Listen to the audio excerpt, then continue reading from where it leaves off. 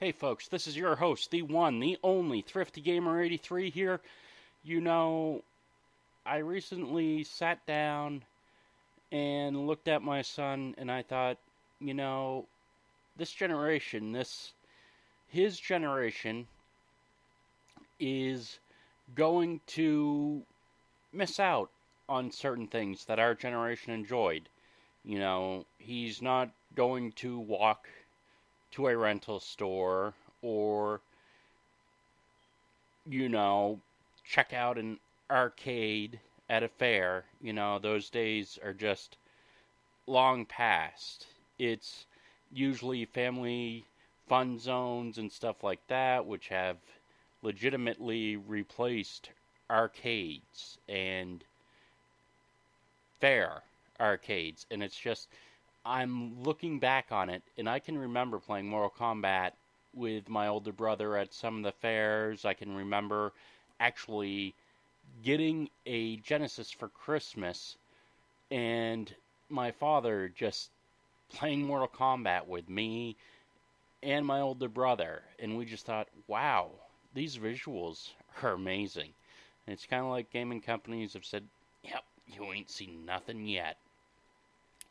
So that's where we are right now. And looking at the arcade experience I enjoyed as a child, I can remember when even grocery stores had arcade games like Teenage Mutant Ninja Turtles out front for their businesses. And what they would have inside, of course, is the NES version for rent of Teenage Mutant Ninja Turtles arcade. And they'd also have Double Dragon 2, and we were so much into Double Dragon. We had it on the Commodore 64, we had it on the NES, and the NES versions, I heard My Life in Gaming reference Nintendo Hard. Yeah, Double Dragon was Nintendo Hard.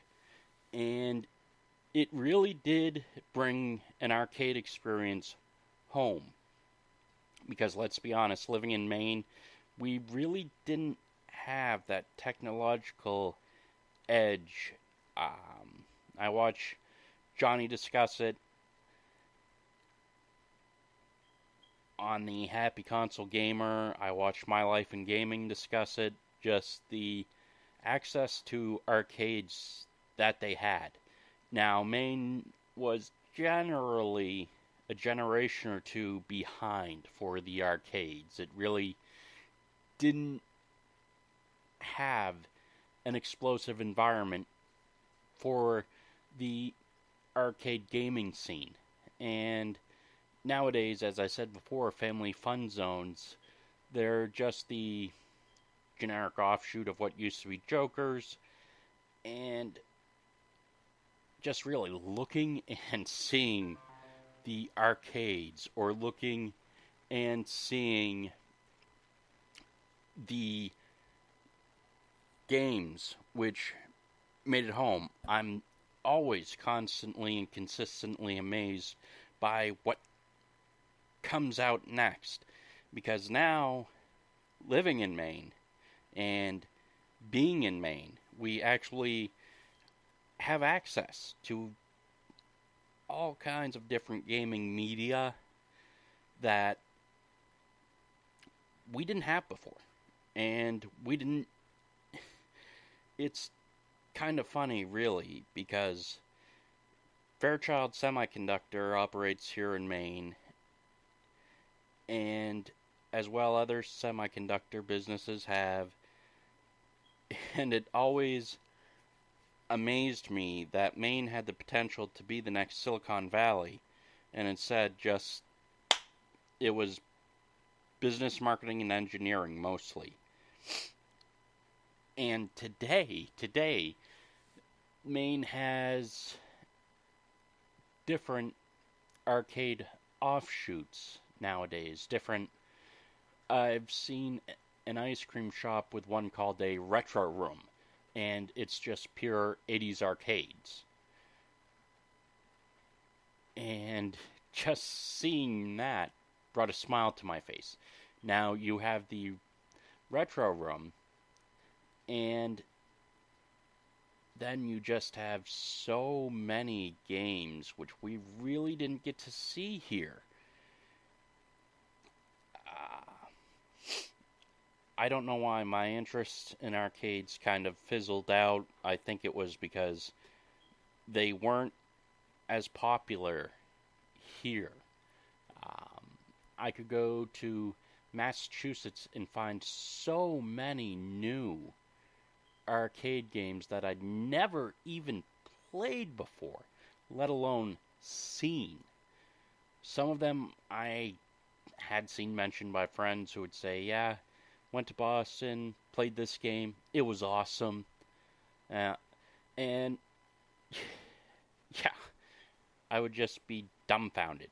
I would think, wait, how come we're not getting these? And, of course, going down to Portland, they'd have some arcade games. It would just be a transitional, though. They would just swap out arcade games, I guess, as they saw fit. And I never really, as I said before, until going out of state and, say, going to Boston, going to New York to visit family on holidays, it was amazing to see a different market of arcade games. It was just different. It was different in a good way. To see what new arcade games were coming out. And mind you, I was a little kid back then, so I really didn't pay attention to the name of the games, but I just enjoyed the crap out of them because it was different than playing Teenage Mutant Ninja Turtles arcade, and it was different than playing Mortal Kombat or Street Fighter. It had a different flair to it. And going to a fair in New York, of course, they had a much larger arcade footprint. And I think to myself, looking at PJ, he's going to miss an extent of the arcade generation. He's just not going to see it, nor is he going to see a rental store.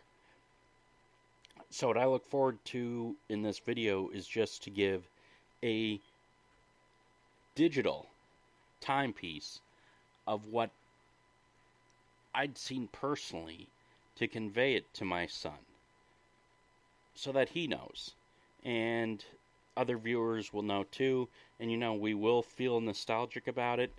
And wow, I'm just sitting here.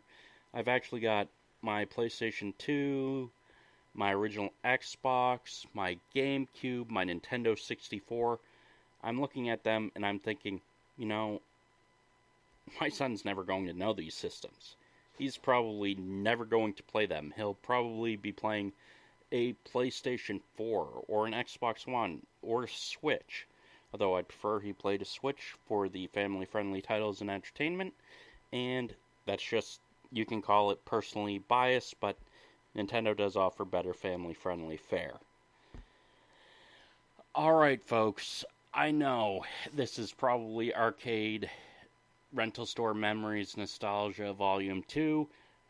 Hey, guys, have a good one. I hope you were entertained. Rant, rave, love, hate. Leave a comment. Subscribe. Have a good one.